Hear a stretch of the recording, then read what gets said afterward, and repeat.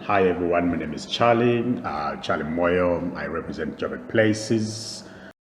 We often are out there, pointing out the problems of the city, and for that reason, we're actually shit stirrers, so to speak. JoburgPlaces was founded by Gerald Garner about 10 years ago, and we have been taking people and walking tours in the inner city. Also, we are the company that activated a few spaces from one Fox to one Ilov, finding ourselves here.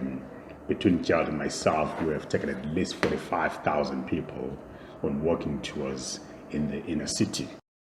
We have quite a lot of tours, and we can keep you busy for months. That is basically what we're about. We're about, uncovering the hidden gems, showing people the spaces that you never actually think exist. We often tell people that if you drive in Johannesburg, you'll definitely hate it. Because first and foremost, traffic is a nightmare to come to town.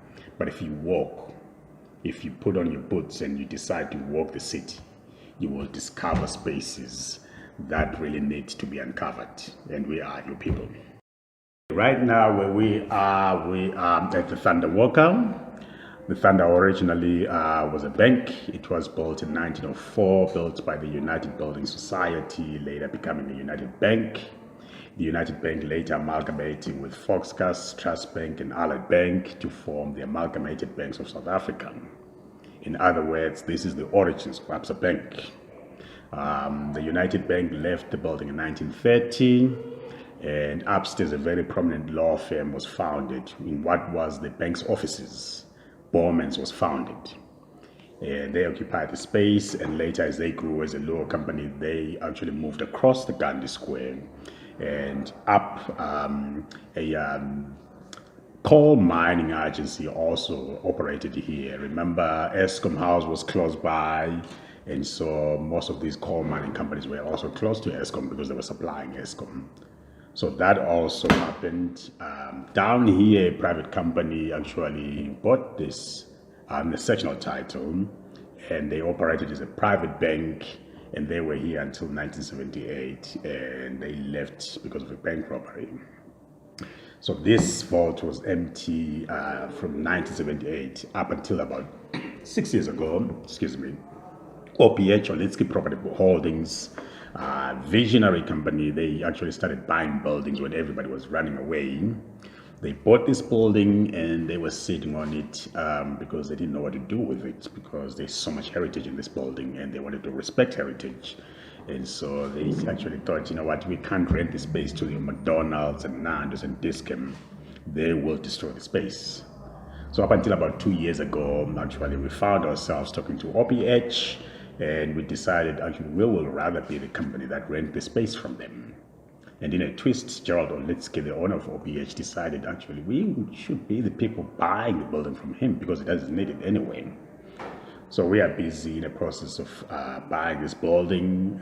We actually were about to sign on the dotted line, and then COVID hit everyone, and all those documents were put aside.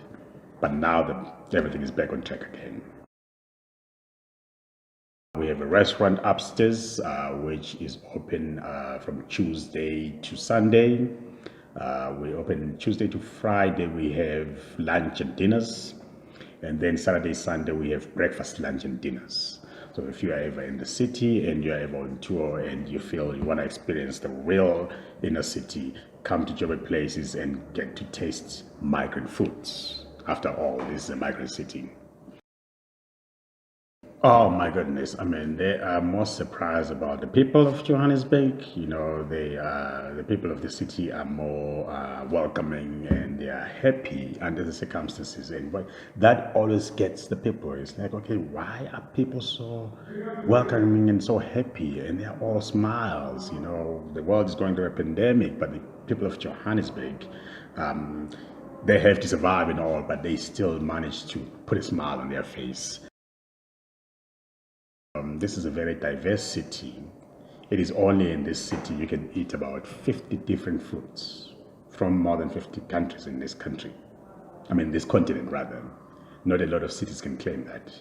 So you come to Joburg, you discover that, and it's like, wow, I've just visited Africa. So they're often surprised by that. We need cleaner public spaces. You know, we need sidewalks that are even. We need manholes with covers. Basic things. Street lights on. This is a big city. You want to walk at night in the city. That's what happens in the big cities in the world. People amble along the streets, you know. They want to be part of the theater of the city, but it's difficult to be part of the theater of the city if the public spaces don't work. Okay.